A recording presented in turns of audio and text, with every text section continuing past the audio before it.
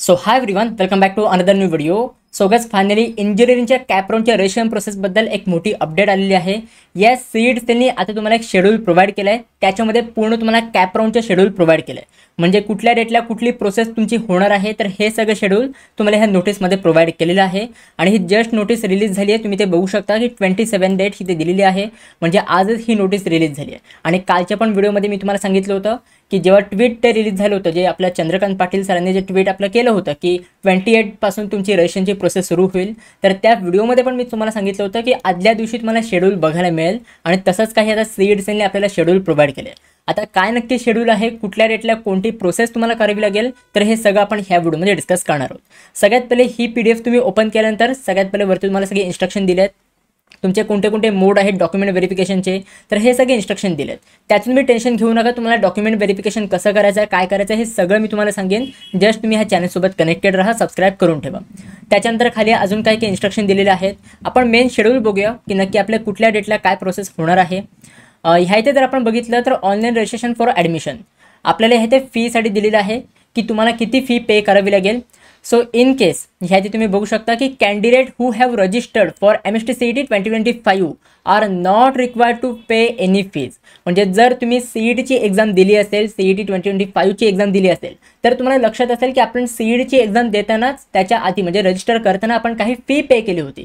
So जर तुम्ही CETची exam दिली असेल तर ऑब्व्हियसली तुम्ही ती फीसुद्धा त्यावेळी पे केली असेल. सो त्यामुळे ह्या इथे तुम्हाला आता सूट दिलेली आहे की इन केस जर तुम्ही CETची एक्झाम दिली असेल, CETच्या एक्झामला रजिस्टर केलं असेल, तर त्या केसमध्ये तुम्हाला त्या कॅपराउंडच्या प्रोसेससाठी कोणतेही आता रजिस्ट्रेशनची फी पे करायची नाही आहे. हां, इन केस जर तुम्ही CETची एक्झाम नसेल दिली तर त्या केसमध्ये तुम्हाला फी पे करावी लागेल. ओपनसाठी 1000 रुपीज फी आहे आणि बाकीचे रिझर्व कॅटेगरीसाठी 800 रुपीज फी आहे. आता ह्या इथे एक पॉईंट तुम्ही लक्षात घ्या की जर तुम्ही CETच्या एक्झामच्या वेळी रजिस्टर केलं असेल कुठल्या रिझर्व कॅटेगरीमधनं, म्हणजे फॉर एक्झाम्पल तुम्ही एक्झामच्या वेळी रजिस्टर केलं होतं OBC कॅटेगरीमधनं, बट आता तुमच्याकडे OBC कॅटेगरीचे व्हॅलिड डॉक्युमेंट नाही आहेत, तुमच्याकडे OBC कॅटेगरी लागणारे जे पण डॉक्युमेंट आहेत हे नाही आहेत. सो त्याच्यामुळे आता जर तुम्ही कॅपराउंडच्या प्रोसेसच्या वेळी तुम्ही ओपन कॅटेगरीमध्ये रजिस्टर करणार असाल तर त्या केसमध्ये तुम्हाला 200 रुपीज एक्स्ट्रा भरावे लागतील. का भरावे लागतील? कारण की तुम्ही आधी 800 रुपीज पे केले होते रजिस्टर करताना. सो त्यामुळे आत्ता तुम्ही OBC कॅटेगरीमध्ये नाही आहात, तुम्ही ओपन कॅटेगरीमध्ये रजिस्टर करताय. सो त्याच्यामुळे एक्स्ट्रा 200 रुपीज पे करावे लागतील, ज्याच्याने तुमचे 1000 रुपीज कंप्लीट होतील आणि तुम्ही कॅपराउंडच्या प्रोसेससाठी रजिस्टर करू शकता. सो तेवढंच आहे की तुम्ही CETच्या एक्झामला जर तुम्ही रजिस्टर केलं असेल तर तुम्हाला परत काही पण फी पे करायची नाही आहे. त्याच्याच खाली आपल्याला पूर्ण शेड्यूल दिलेलं आहे की कुठल्या डेटला तुमची काय प्रोसेस होणार आहे. सो ते तुम्ही शेड्यूल हे ते चेक करू शकता. सगळ्यात पहिली ॲक्टिव्हिटी आहे तुमची ऑनलाईन रजिस्ट्रेशनची, म्हणजे तुमची ऑनलाईन ॲप्लिकेशन फॉर्म फिलिंगची. तर तुमची ऑनलाईन ॲप्लिकेशन फॉर्म फिलिंग उद्यापासून म्हणजे 28 जूनपासून ते 8 जुलैपर्यंत ही तुमची ऑनलाईन ॲप्लिकेशन फॉर्म फिलिंग सुरू असणार आहे. ह्याची तुम्ही बघू शकता तुम्हाला डॉलरचं साईन दिलं आहे बिकॉज हे डेट्स पुढे जाऊन एक्सटेंडसुद्धा होऊ शकतात. आणि दरवर्षीचं काम आहे सीड सेल तुमची ऑनलाईन ॲप्लिकेशन फॉर्म फिलिंगचे डेट्स हे एक्सटेंड करतं. सो आत्ता तुम्हाला हे डेट्स दिलेत, पण पुढे जाऊन हे डेट्स एक्सटेंडसुद्धा होऊ शकतात. बट तुम्ही एक्सटेंड व्हायचा वेट नका करू. जोपर्यंत तुम्हाला टाईम पिरियड दिला आहे ह्या टाईम पिरियडमध्येच तुम्हाला सगळी online application form filling complete करायची आहे. आता एक तुम्ही लक्षात घ्या की उद्यापासून तुमची फॉर्म फिलिंग सुरू होते, म्हणजे उद्याच लगेच तुम्ही फॉर्म भरायला जाऊ नका. कारण की जस्ट तुमची आता वेबसाईट लॉन्च झाली आहे, त्याच्यामध्ये काय बग्स वगैरे असतील, काय एरर्स वगैरे असतील तर ते वेबसाईटवर सॉल्व्ह होतील. 1-2 दिवस झाल्यानंतर तुम्ही फॉर्म फिलअप करायला सुरुवात करा. आणि त्याची पण मी तुम्हाला व्हिडिओ प्रोव्हाइड करणारच आहे की नक्की तुम्हाला कॅपराउंडचा ॲप्लिकेशन फॉर्म कसा फिलअप करायचा आहे, काय ऑप्शन्स तुम्हाला चूज करायचे सगळं मी तुम्हाला सांगणार आहे. त्याचं तुम्ही काही पण टेन्शन नका घेऊ. त्याच्यानंतर खाली आहे तुमचं डॉक्युमेंट व्हेरिफिकेशनची प्रोसेस. डॉक्युमेंट व्हेरिफिकेशनची प्रोसेस तुम्ही ते चेक करू शकता. जेव्हा तुमची ऑनलाईन ॲप्लिकेशन फॉर्म फिलिंग सुरू होते त्याच्या लगेच 2 दिवसांनंतर तुमची डॉक्युमेंट व्हेरिफिकेशन सुरू होत आहे. म्हणजे 30 जूनपासून तुमची डॉक्युमेंट व्हेरिफिकेशन सुरू असेल ते 9 जुलैपर्यंत. आता तुम्ही ह्या इकडे एक तुम्ही लक्षात घ्या की एकदम तुमचं ऑनलाईन ॲप्लिकेशन फॉर्म फिलअप करून झाला तर लगेच तुम्हाला ह्या टाईम पिरियडमध्ये डॉक्युमेंट व्हेरीफाय तुमचे करून घ्यायचे आहेत. आता डॉक्युमेंट व्हेरीफाय कसे करायचे आहेत तर त्यासाठी तुम्हाला 2 मेथड दिलेले आहेत. जसं मी तुम्हाला आधी पण सांगितलं होतं की ऑनलाईन व्हेरिफिकेशन आणि ऑफलाईन व्हेरिफिकेशन. इथे तुम्हाला 2 ऑप्शन दिले आहेत की प्रोसेस फॉर ई स्क्रुटिनी मोड आणि त्याच्यानंतर खाली ऑप्शन आहे प्रोसेस फॉर फिजिकल स्क्रुटिनी मोड. म्हणजे ह्या इथे तुम्ही दोन्ही टाईपनी डॉक्युमेंट व्हेरीफाय करून घेऊ शकता. जर तुम्हाला पाहिजे असेल तर तुम्ही ऑनलाईन तुमचे डॉक्युमेंट व्हेरीफाय करून घेऊ शकता, जर तुम्हाला पाहिजे असेल तर तुम्ही ऑफलाईन डॉक्युमेंट व्हेरीफाय करून घेऊ शकता. ऑनलाईन व्हेरिफिकेशनच्या वेळी तुम्हाला कुठल्याही स्क्रुटिनी सेंटरमध्ये व्हिजिट नाही करावं लागणार. इकडे तुम्हाला तेच दिलं आहे, such candidate shall fill online application form, scan original document. जे पण तुमचे ओरिजिनल डॉक्युमेंट आहेत हे डॉक्युमेंट तुम्हाला स्कॅन करायचे आहेत आणि जे पण रिक्वायर्ड डॉक्युमेंट आहेत हे तुम्हाला अपलोड करायचे आहेत. Such candidate need not have to visit FC for verification and confirmation. म्हणजे जर तुम्ही ऑनलाईन ॲप्लिकेशन फॉर्म फिलिंग म्हणजे ऑनलाईन डॉक्युमेंट व्हेरिफिकेशन चूज करणार असाल तर त्या केसमध्ये तुम्हाला कुठल्याही स्क्रुटिनी सेंटरमध्ये तुम्हाला व्हिजिट करायचं नाही आहे. तुमचे डॉक्युमेंट्स आहेत आणि जो पण तुमचा ॲप्लिकेशन फॉर्म आहे हा ऑनलाईन तुमचा व्हेरीफाय होऊन जाईल. त्याच्यानंतर खाली ते तुम्हाला ऑफलाईन व्हेरिफिकेशनचे दिले आहे की सच कॅन्डिडेट शॅल व्हिजिट दी FC सेंटर. म्हणजे जे पण मुलं ऑफलाईन व्हेरिफिकेशन चूज करतील तर त्यांनी FC सेंटरला व्हिजिट करायचं आहे, तर ते तुम्हाला हे दिलं आहे. त्याच्यानंतर इकडे तुम्हाला काय सांगितलं आहे, application register after 8 July shall be consider only for non cap. म्हणजे जर तुम्ही जो तुम्हाला टाईम पिरियड दिला आहे 8 जुलै त्याच्यानंतर जर तुम्ही ॲप्लिकेशन फॉर्म फिलअप केलात तर त्याच्यानंतर तुम्ही कॅप राऊंडमध्ये कन्सिडर नाही केले जाणार, तुम्ही नॉन कॅप सीटसाठी तुम्ही कन्सिडर केले जाणार. ठीक आहे. सो जो तुम्हाला टाईम पिरियड दिला आहे त्या टाईम पिरियडमध्ये तुम्हाला रजिस्टर करून घ्यायचं आहे.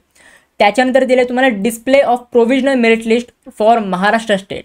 आता ह्या तुमची प्रोव्हिजनल मेरिट लिस्ट डिस्प्ले होणार आहे. प्रोव्हिजनल मेरिट लिस्ट म्हणजे काय, जसं आधी सांगितलं होतं की ह्याच्यामध्ये तुमचे रँक्स डिस्प्ले होणार आहेत आणि तुमची प्रोव्हिजनल मेरिट लिस्ट 12 जुलैला डिस्प्ले होणार आहे. म्हणजे 12 जुलैला तुमची प्रोव्हिजनल मेरिट लिस्ट येणार आहे. त्याच्यानंतर इकडे तुम्हाला ग्रीव्हन्सेस सबमिट करायला एक टाईम पिरियड दिला जाईल. 13 जुलैपासून ते 15 जुलैपर्यंत इथे तुम्हाला टाईम पिरियड प्रोव्हाइड केला जाईल की जर तुमच्या प्रोव्हिजनल मेरिट लिस्टमध्ये किंवा तुमच्या ॲप्लिकेशन फॉर्ममध्ये काही पण तुम्ही मिस्टेक केली असेल आणि जर तुम्हाला ते आता करेक्ट करायचं असेल तर त्या केसमध्ये तुम्ही ह्या ग्रीव्हन्सेसच्या टाईम पिरियडमध्ये तुम्ही ते करेक्शन करू शकता. आता त्याच्यानंतर एकदा तुमचा ग्रीव्हन्सेसचा टाईम पिरियड झाला त्याच्यानंतर तुमची येते final merit list. Final merit लिस्टमध्ये तुम्हाला सगळे फायनल रँक समजतात की नक्की तुमचे रँक्स किती आहेत आणि तुमची ही फायनल मेरिट लिस्ट 17 जुलैला डिस्प्ले होणार आहे. म्हणजे 17 तारखेला तुम्हाला समजेल की फायनल रँक्स तुमचे किती आले. आता फायनल मेरिट लिस्ट नंतर तुम्हाला काही पण शेड्यूल नाही बघायला मिळत, तुम्ही ते चेक करू शकता. कुठलंही तुम्हाला शेड्यूल नाही दिलं आहे, जस्ट काय तुम्हाला नॉर्मल इन्स्ट्रक्शन दिलेले आहेत. आता का नाही दिलं तर ह्या ते काय दिलं आहे, the schedule displayed above is provisional and may change under unavailable circumstances. The revise schedule if any will be notified on the website. म्हणजे हे जे वरचं शेड्यूल आहे हे प्रोव्हिजनल आहे, टेंटेटिव्ह आहे आणि हे नंतर पुढे चेंजसुद्धा होऊ शकतं.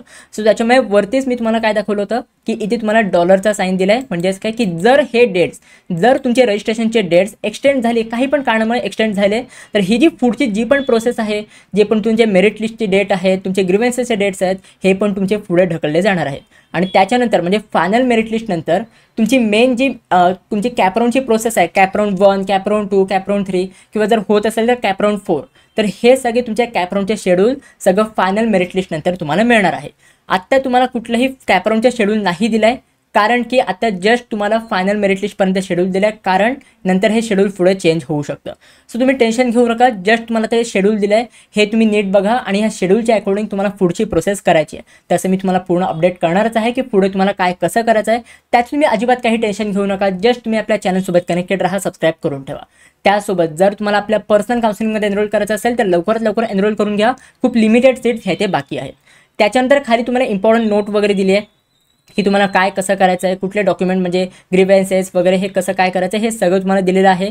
नॉन क्रिमिलियरच्या बाबतीत पण ते तुम्हाला लिहून दिलं आहे, ते पण तुम्हाला हायलाईट करून दिलं आहे की तुमचे जे नॉन क्रिमिलियर आहे, जर तुम्ही कुठल्याही कॅटेगरीमध्ये बिलॉंग करत असाल तर तुमचं हे नॉन क्रिमिलियर 31 मार्च 2026 पर्यंत व्हॅलिड असलं पाहिजे. जर तुमचं व्हॅलिड नसेल तर तुम्ही रिन्यू करून घ्या, नाहीतर तुम्हाला पुढे जाऊन प्रॉब्लेम होऊ शकतो. ठीक आहे. बाकीचे जे तुम्हाला जनरल नोट्स वगैरे दिले आहेत की जर तुम्हाला एलिजिबिलिटी रूल्स वगैरे जे पण आहेत हे तुमच्या वेबसाईटवर अवेलेबल होतील. आत्ता जेवढं मी चेक केलं तर वेबसाईट अपडेट नाही झाली आहे, थोडीफारच अपडेट झाली आहे. ओके, येस, वेबसाईट अपडेट झालेली आहे, तुम्ही ते चेक करू शकता. आणि इम्पॉर्टंट डेट्समध्ये का अजून शेड्यूल अपडेट नाही झालं आहे, बट आपल्याला नोटीस प्रोव्हाइड केली आहे, त्याच्यामध्ये सगळं तुम्हाला मिळेल. सो येस, आता हे तुमचं शेड्यूल फायनली रिलीज झालेलं आहे, तुम्ही ते चेक करू शकता. आणि जर तुम्हाला काय क्वेरी वगैरे असेल तर तुम्ही सीडच्या हेल्पलाईन नंबरवर ती क्वेरी आहे ती तुम्ही विचारू शकता. हेल्पलाईन नंबरवर तुमचे कॉल्स लगेच उचलले जाणार नाही आहेत, हे आधीच सांगतो, का नाहीतर भरपूर मुलं कॉल करत राहतात, नंतर बोलतात की दादा आमचा कॉल उचलत नाही आहेत. तो कॉल लगेच उचलले जाणार नाहीत, थोडं 2-3 वेळा तुम्हाला कॉल करावा लागेल, बट हां नक्की तुमचे ते कॉल उचलायचा ट्राय करतील. सो येस, हे जर तुम्हाला शेड्यूल पूर्ण पाहिजे असेल तर हे मी आपल्या टेलिग्राम ग्रुपवरती प्रोव्हाइड केलेलं आहे. त्यासोबत जेवढे पण आपले व्हॉट्सअप ग्रुप्स आहेत त्याच्यावरती सुद्धा हे शेड्यूल मी प्रोव्हाइड केलेलं आहे. सो नक्की आपल्या कम्युनिटीचे ग्रुप जेवढे पण आहेत, टेलिग्राम ग्रुप, व्हॉट्सअप ग्रुप, जे पण पॉसिबल असेल तर हे ग्रुप्स तुम्ही जॉईन करून ठेवा. त्याच्यामध्येच मी तुम्हाला सगळे काही अपडेट्स येथे प्रोव्हाइड करत असतो. So guys, that's it for video. कशी वाटली तुम्हाला ही व्हिडिओ? आवडली असेल तर नक्की लाईक करा, शेअर करा, सबस्क्राईब करा. भेटूया आपण पुढच्या व्हिडिओमध्ये. तोपर्यंत बाय बाय, सी या and have a good day.